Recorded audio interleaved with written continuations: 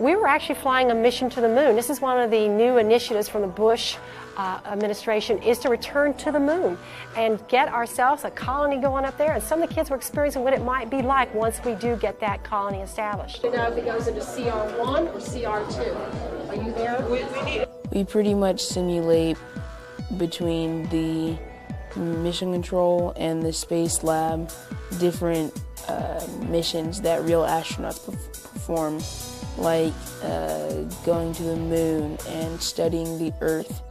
And we pretty much simulate a catastrophe that happened, and we have to fix that catastrophe before time ends.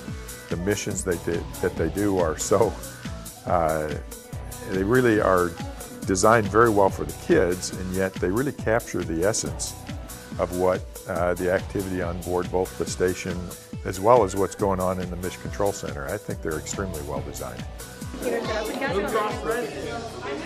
Working together is a really big thing at Challenger, is learning to work together and be able to read the books and know what you're doing without, asking questions is fine, but when you read the book, it's really easy. I put it in the bucket. No, you bring it to the guide. You read your book right here. That's not the book. Oh, it says, use the robot arm to fill your egg. The whole facility is all about math, science, technology, and engineering. And during this facility, we're using mathematics to calculate triangulation of where the spacecraft is as it heads over to the moon. We're using chemistry over at life support to keep track of the pH values of the water. We're using engineering in the probe room to put together a new Highland probe to be launched to the surface to tell us what is a good landing site. Well, with the robots, they are testing radiation levels.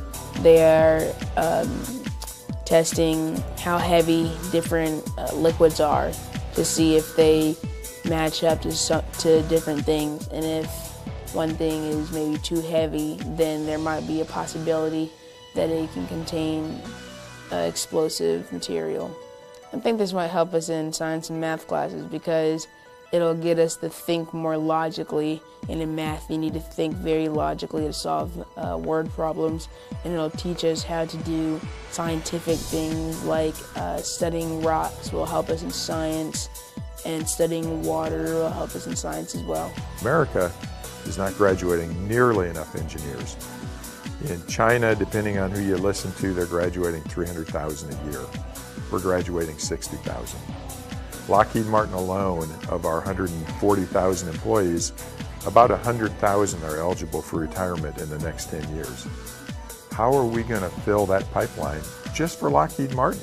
Much less thinking about all of the companies out there. Hopefully this is one of the places where we'll get that inspiration to the kids to say, I could do that.